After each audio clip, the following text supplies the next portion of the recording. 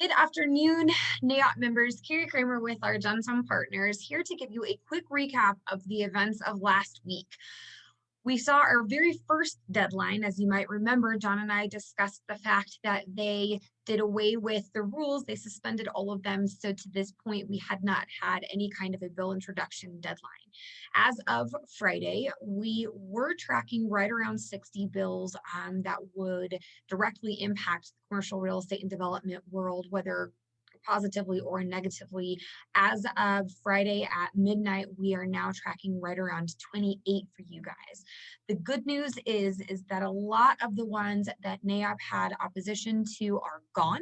They did die because they did not pass out of their first committee. So I will turn it over to John where he can discuss some of the bills that died with you, and then we'll talk about some of the ones that are still alive that we will continue to fight for. Hi, everybody, John Lelu from Argentum Partners. And yes, quite a bit died on Friday night, and we were thrilled to see that happen. So let's jump right into it and talk about the first three bills, which are tax bills. And you all know those are near and dear to my heart. First bill that died is SB 10. SB 10 as well as SB 64 were bills that were designed to place a floor on the real property tax caps.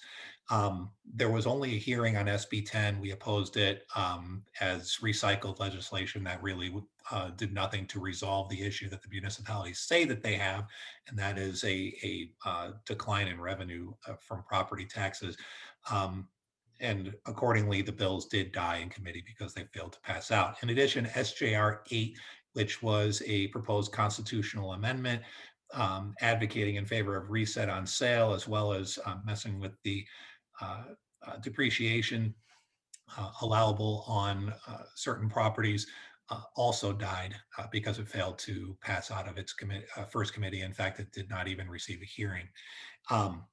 Two other bills which were very hotly contested were AB 331 and AB 334. Those bills would have allowed for a fee to be placed on per square foot fee to be placed on certain developments, and those fees would have been used for affordable housing.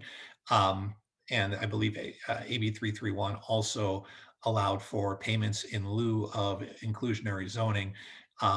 Those bills did die as well in committee, although they did receive a hearing. Finally, the education bill that was brought forward by Assemblywoman Cohen also died following a hearing in committee. That was opposed by us as well as Southwest Gas and the majority of the business coalition as just unsound policy. That said, the final bill I wanted to talk about was the basically a kind of a crappy bill. And this bill would have allowed for the use of employee restrooms by people with certain specified medical conditions.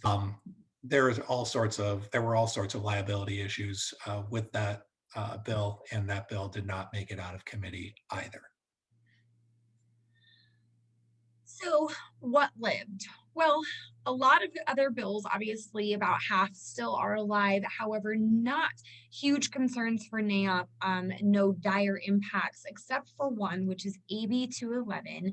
And that, if you remember, is the bill that would allow a planning commission to, or not allow, excuse me, it would actually require that a planning commission in a jurisdiction without a multiple species habitation conservation plan to elevate a tentative map up to the Nevada Department of Wildlife for an additional review.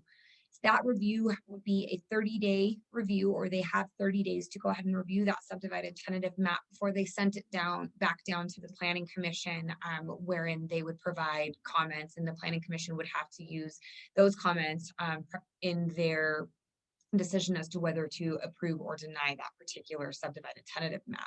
In addition, it would allow the Department of Wildlife to charge up to $5,000 per review, depending on the size of the subdivided tentative map and what was entailed. So that bill is still alive. It is still a 2/3 bill because of that $5,000 fee that they would try and implement on that. So there are multiple avenues that we have to either amend this bill or to make it go away altogether. Because there's not a supermajority on the assembly side any longer, they would have to be able to pull a couple of the Republican votes in order to get that to go. So we are still working very hard on AB 211, and we will continue to monitor all of the bills that are still alive to ensure that none of them become zombie bills and or Christmas tree bills, where some of the issues that we have worked so hard to ensure go away, such as the linkage fees and other things, don't come back in another form in another bill. So we will be continuing to monitor for that. Also, with regard to the linkage fees and affordable housing, we have committed to the bill sponsors and other stakeholders that in the interim, NAIOP wants a seat at the table so that we can discuss affordable housing options and how we can be part of the solution.